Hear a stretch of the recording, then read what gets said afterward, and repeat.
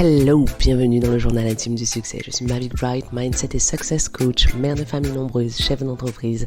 Je t'emmène dans les ups, les downs, les questions, les doutes, les changements, les réflexions que tu auras au fur et à mesure que tu réaliseras ta vision du succès. Ici, tu as le droit d'être indécemment ambitieuse, de pas toujours comprendre ce que tu ressens, mais de kiffer en te réalisant. Hello! Aujourd'hui, on va parler de l'effet de la pensée positive sur l'épigénétique. On n'arrête pas de nous dire qu'il faut penser positif. D'ailleurs, qu'est-ce que ça veut dire exactement, penser positif? Est-ce que ça veut dire qu'il faut toujours aller bien, toujours penser que tout ira bien, toujours avoir le smile? Non, c'est pas ça que ça veut dire, penser positif. Penser positif veut dire être capable de rediriger son focus, son attention, sinon sur quelque chose de positif, au moins sur une issue neutre de ce à quoi nous sommes en train de penser. Je vous prends un exemple simple.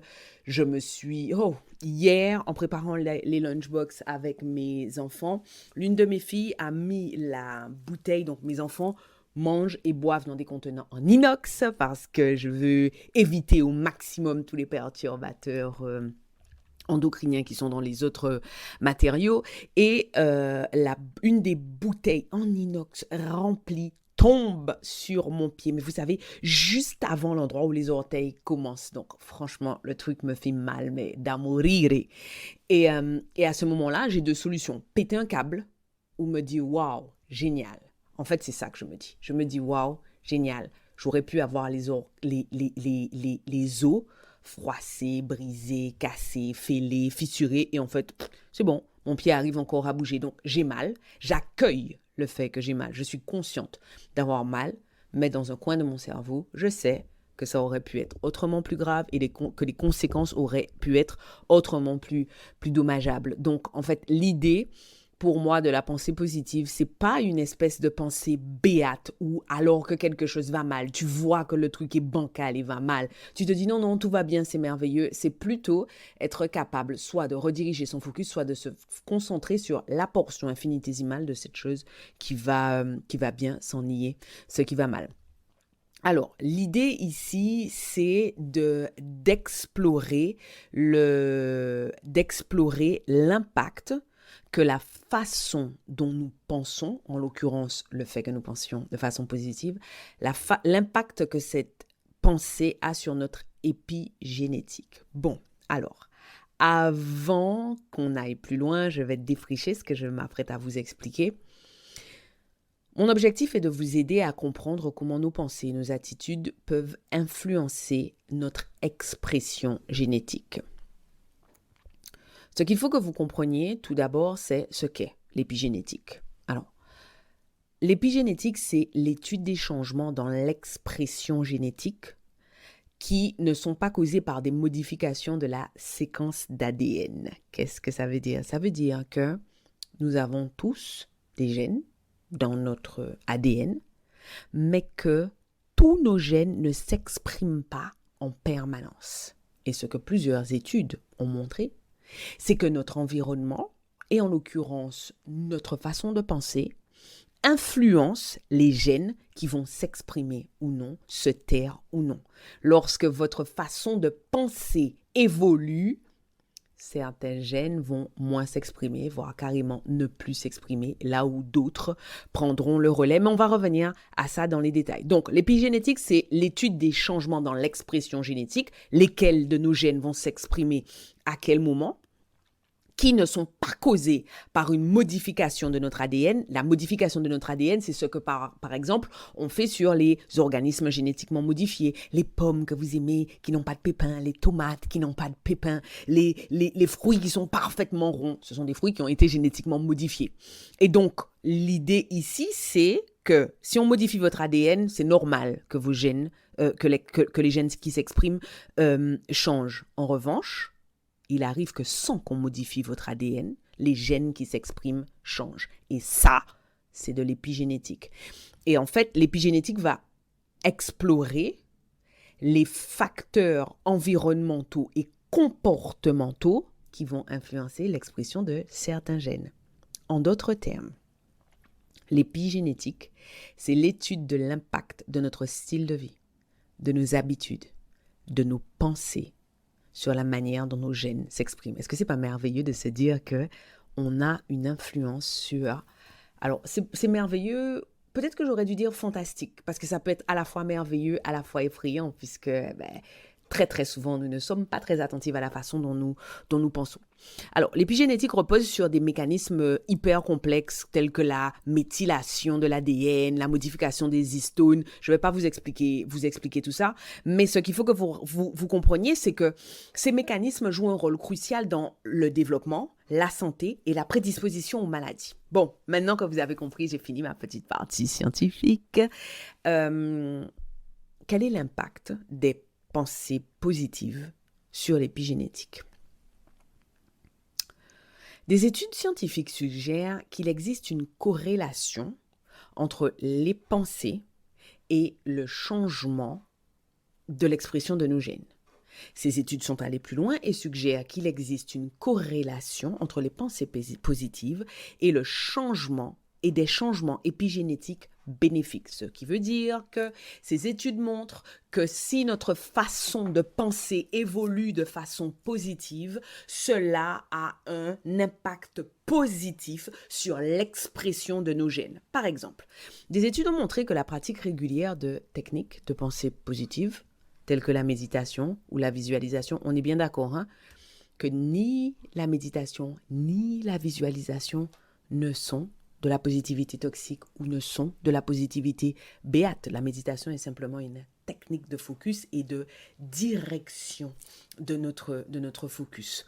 Donc, ces études montrent que la méditation, la visualisation par exemple, peuvent réduire votre niveau de stress et favoriser une meilleure santé mentale. Mais ça va encore plus loin que ça. C'est que les études montrent que ces pratiques peuvent aider à endormir certains des gènes qui sont responsables du stress et de la détérioration de notre santé mentale. Ces changements psychologiques peuvent influencer les mécanismes épigénétiques entraînant une régulation positive de certains gènes liés au bien-être et à la résilience. Est-ce que vous avez compris? En pratiquant de la méditation et de la visualisation, vous allez entraîner une régulation positive de certains gènes liés au bien-être et à la résilience. Est-ce que vous avez compris? Vous avez une pratique, donc je vous ai pris comme exemple la visualisation et la méditation, mais ça peut être de l'exercice physique, ça peut être du breathwork, ça peut être de la cohérence cardiaque, ça peut être certains comportements, certaines interactions que vous avez avec les gens qui vous entourent. Et ça va entraîner une régulation positive de certains gènes liés au bien-être et à la résilience. Maintenant que vous avez compris dans quelle mesure cette pensée positive va affecter l'expression de vos gènes, si vous souhaitez cultiver une pensée plus positive dans votre vie, voilà quelques conseils pratiques à suivre. Premièrement, le petit bruit bizarre que vous entendez en bas, c'est mon vélo elliptique qui est qui est en dessous de mon bureau. Pendant que je travaille, je fais du vélo. Probablement en raison de l'impact que ça a, l'impact épigénétique que ça a, beaucoup parce que ça me permet de garder une condition physique qui est conforme à ma vision de ma condition physique, et aussi parce que ça me permet, lorsque j'ai de gros pics d'activité ou quand j'ai de gros moments de pression, de ne pas stocker cette pression, cette énergie, ce stress à l'intérieur de mon corps, mais de le réguler immédiatement grâce au mouvement. Mais je vous ferai un autre épisode si vous le souhaitez. Dites-moi en commentaire si vous avez envie que je vous fasse un autre épisode sur la régulation en temps réel des moments de pression. Donc, j'étais en train de vous dire que premièrement, la méditation peut être un outil puissant pour calmer l'esprit et favoriser des pensées positives. Vous le savez, j'ai pas besoin de vous le dire. Aujourd'hui, la littérature est dithyrambique sur les impacts positifs qu'a la méditation sur notre quotidien.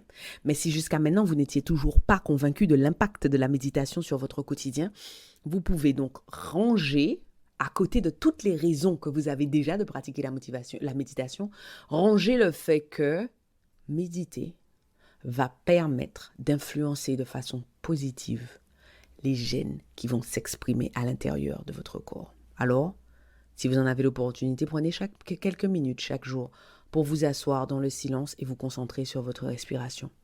J'insiste sur ce que je viens de vous dire parce que sur mon Instagram, Et sur mon blog, je reçois régulièrement des questions du genre « Qu'est-ce que méditer? Comment méditer ?»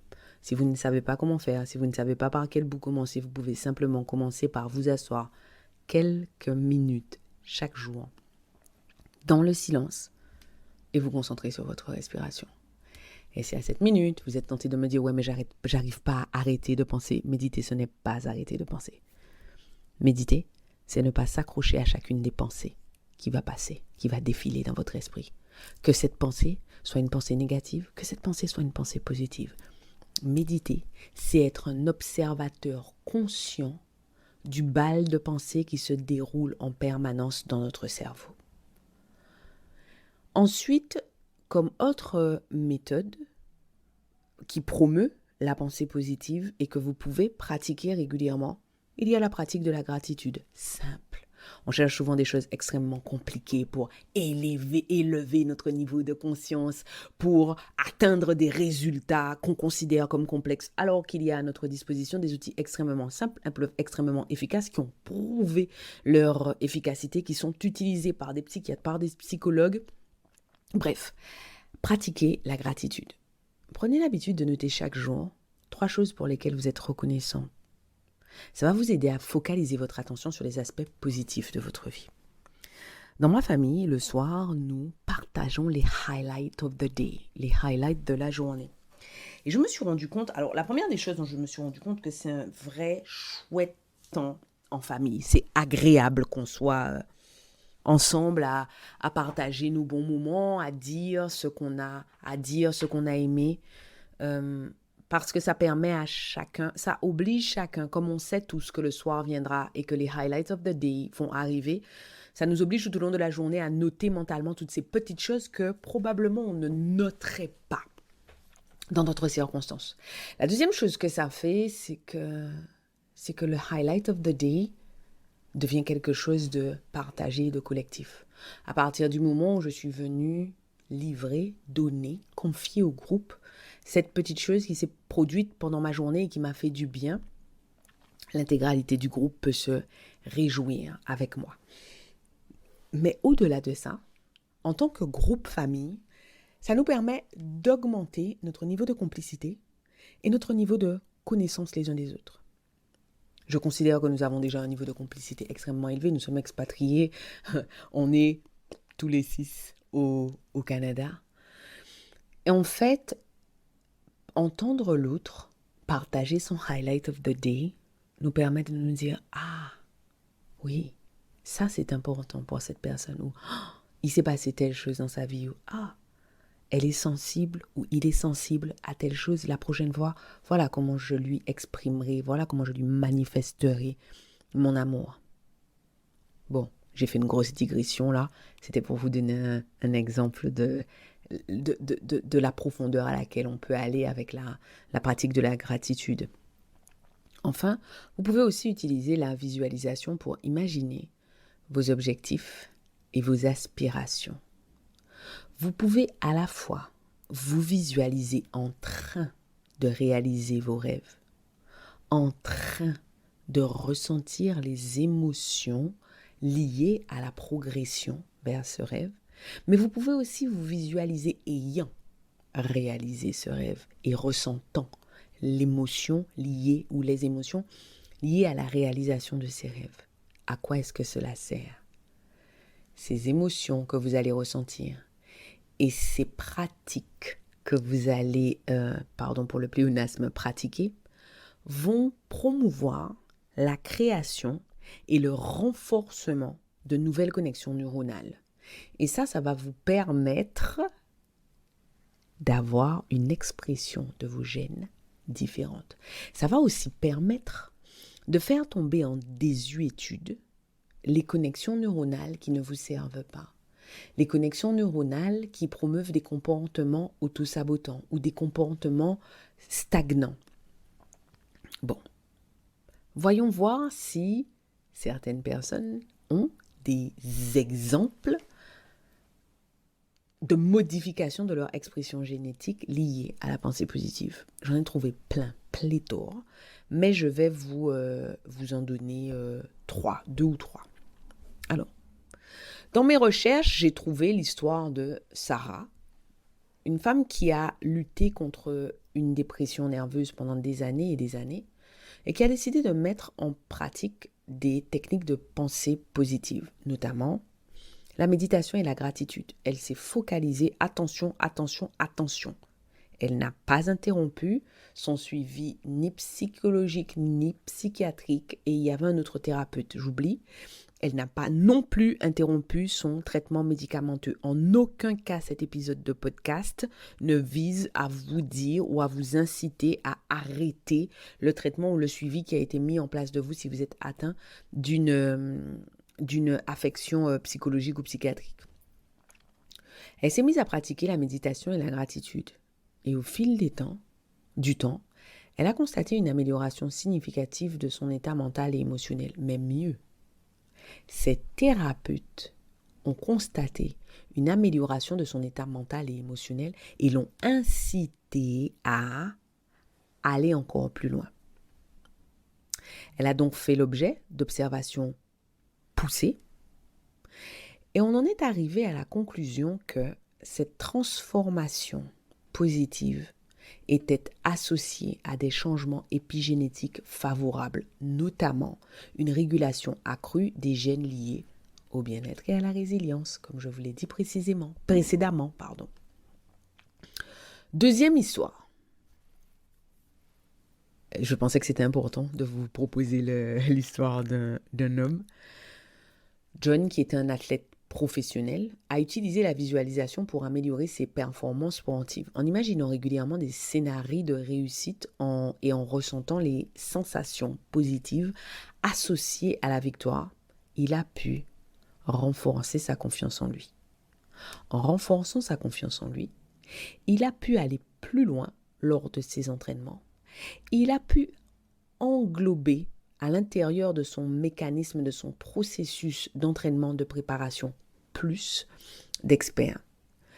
Il a pu augmenter son niveau de résilience et cela a mené à un accroissement fulgurant de ses performances.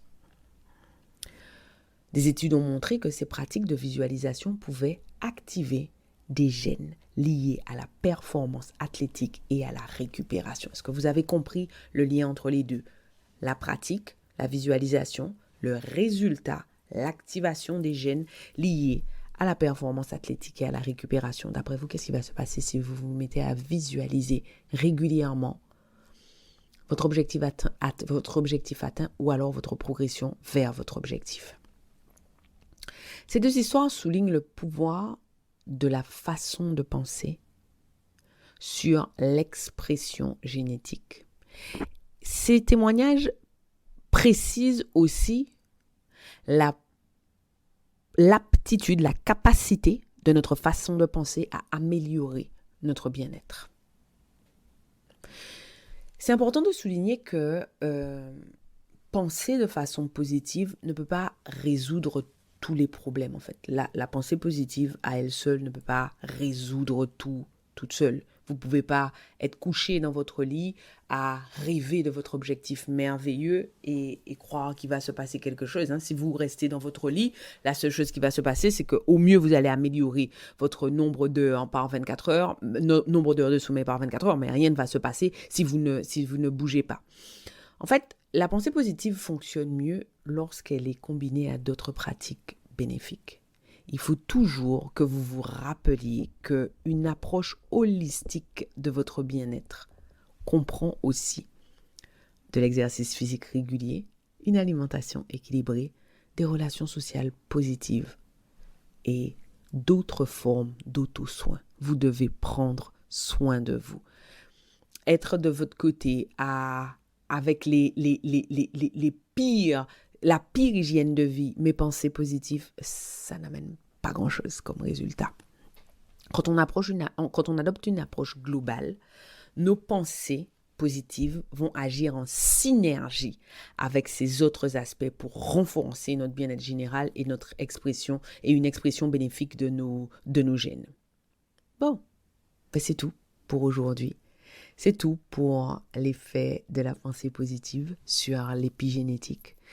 On a exploré comment nos pensées, nos attitudes peuvent influencer l'expression de nos gènes et favoriser notre bien-être. Rappelez-vous que vous avez le pouvoir d'influencer votre vie. Parce que si vous avez la possibilité d'influencer l'expression de vos gènes, c'est que votre niveau de pouvoir est bien au-delà de tout ce que vous imaginez. J'espère que vous avez trouvé ces informations intéressantes et utiles. J'espère que les plus sceptiques d'entre vous, celles qui se disaient « Non, mais c'est des conneries, toutes ces histoires de pensée positive », j'espère que vous allez essayer ces techniques toutes simples de méditation, de visualisation et d'expression de votre gratitude. Je vous retrouve pour notre prochain épisode. J'y crois pas, c'est déjà terminé, on se laisse là. Merci de m'avoir accordé votre temps.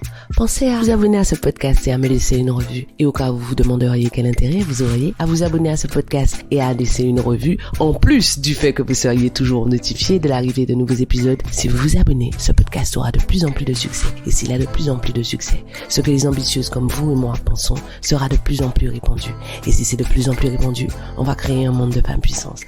Rêvons ensemble d'un monde dans lequel le succès des femmes est normalisé. Un monde dans lequel aucune ne prend ombrage de la puissance de l'autre. Voilà à quoi ça servirait que vous vous abonniez et que vous laissiez une revue. Je serai contente de vous voir sur mon Instagram. D'ici là, à bientôt au prochain épisode.